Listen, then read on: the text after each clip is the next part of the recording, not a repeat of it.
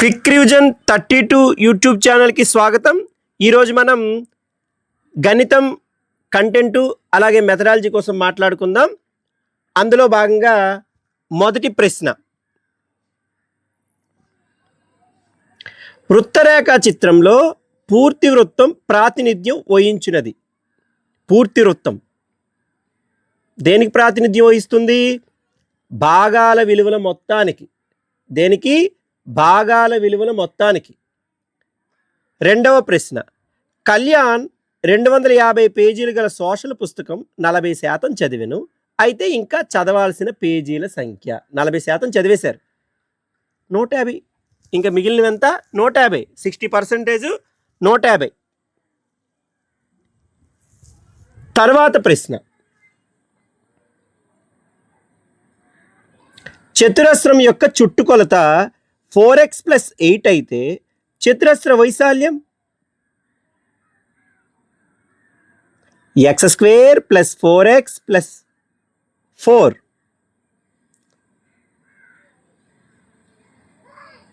తర్వాత ప్రశ్న,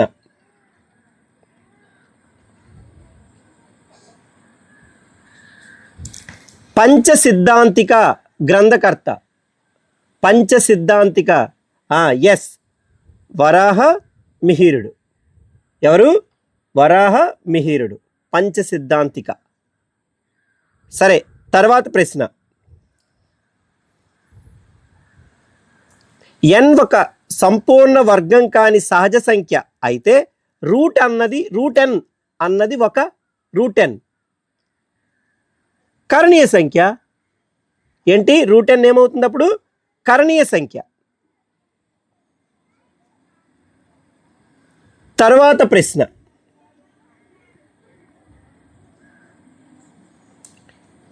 1001 యొక్క కారణాంకాల సంఖ్య 1001. 1001 కారణాంకాల సంఖ్య ఎంత? 8.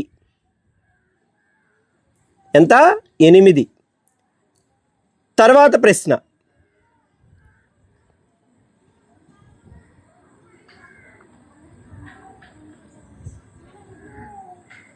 ఒక సంఖ్య 3గా కలిగిన పైథాగరస్ త్రికములు.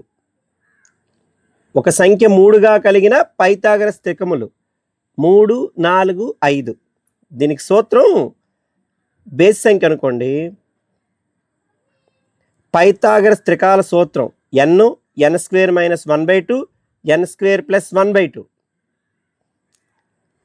తర్వాత ప్రశ్న, 4:5 అలాగే 5:8లో ఏది పెద్దది? 4:5 పెద్దది. ఏది పెద్దది? 4:5 పెద్దది. క్రాస్ మల్టిప్లికేషన్ చేస్తే వచ్చేస్తుంది ఆన్సర్. తర్వాత ప్రశ్న,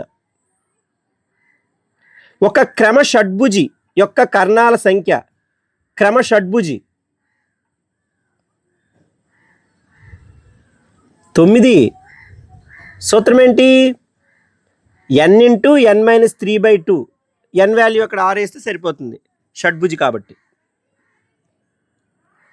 తర్వాత ప్రశ్న, 50 డిగ్రీల యొక్క సంపూరక కోణం.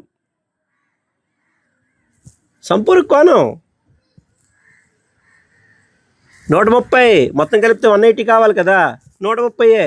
50 + 130. తర్వాత ప్రశ్న, ఒక చతుర్భుజంలోని ఒక కోణం 180 డిగ్రీల కంటే ఎక్కువ ఉంటే ఆ చతుర్భుజాన్ని ఏమంటారు? 180 డిగ్రీల కంటే ఎక్కువ ఉండాలా ఒక కోణం. పుటాకార చతుర్భుజం.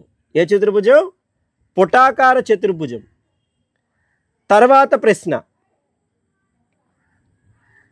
ఒక వృత్తంపై ఒక బిందువు వద్ద ఎన్ని స్పర్శరేఖలు గీయగలం? ఒక వృత్తంపై ఒకే ఒక్కటి. ఆన్సర్ ఏంటి? 1 మాత్రమే. తర్వాత ప్రశ్న, దత్తాంశంలోని అంశాల సంఖ్యని ఏమంటారు? అంశాల సంఖ్యని పౌనపుణ్యం అంటారు. ఏమంటారు? పౌనపుణ్యం. చాలా ఇంపార్టెంట్, పౌనపుణ్యం. తర్వాత ప్రశ్న,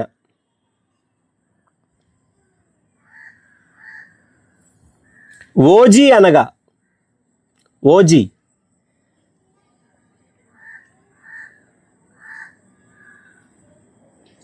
ఓజీ అంటే పుటాకార వక్రంగా మొదలై కుంభాకార వక్రంగా అంతమయ్యే భాగం. ఓజీ అనే పదం ఓజీ అనే ఫ్రెంచ్ భాషా పదం నుంచి వచ్చింది. తర్వాత ప్రశ్న, ఒక పాచికను n సార్లు దొర్లించిన వచ్చే పర్యవసానాల సంఖ్య. పాచిక కదా, 6n. ఆన్సర్ ఏంటి? 6n. అది 100 టైమ్స్ అనుకోండి, 6 అవుతుంది. అలా.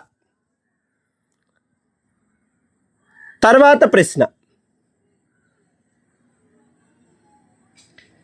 x + 1/x = 2 అయినా x⁴n - 1/x⁴n వాల్యూ 0. ఎంత? 0.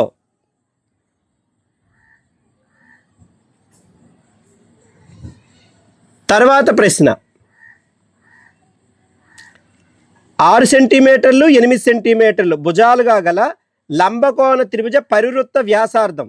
లంబకోణ త్రిభుజ పరివృత్త వ్యాసార్థం 5. కర్ణానికి సగం ఉంటుంది. ఆన్సర్ ఏంటి?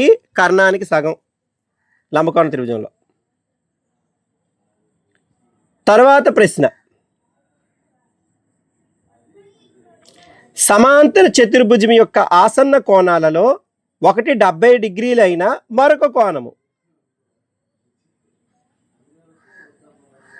110. ఆసన్న కోణాలు మొత్తం ఎంత అవుతుంది? 180 అవుతుంది కదా. ఒకటి 70 అయితే ఇంకోటి మిగుతుంది ఏంటి? 110 అవుతుంది మిగిలిన కోణం. తర్వాత ప్రశ్న, ది ఎలిమెంట్స్ గ్రంథ రచయిత. The elements is Euclid. Answer ఏంటి? యూక్లిడ్. ఇతన్నే జామితి పితామహుడు అని కూడా అంటారు. తర్వాత మెథడాలజీ స్టార్ట్ అయింది. అందులో భాగంగా మొదటి ప్రశ్న స్టార్ట్ అవుతుంది.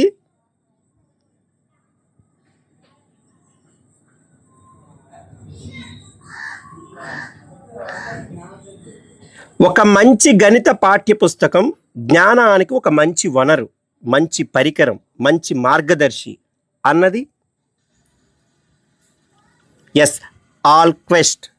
ఆన్సర్ ఏంటి? ఆల్క్వెస్ట్.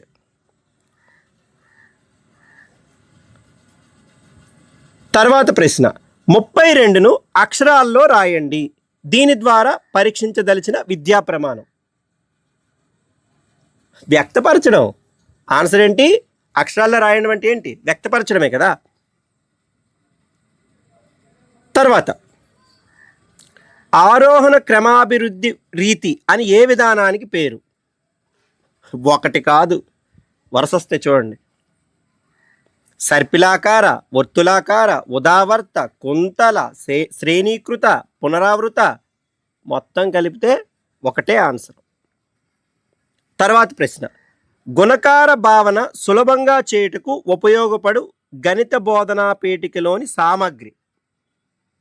నేపియర్ పట్టీలు. గుణకార భావన అంటే నేపియర్ పట్టీలు. తర్వాత ప్రశ్న, చివరి ప్రశ్న, ఈ రోజుకి చివరి ప్రశ్న.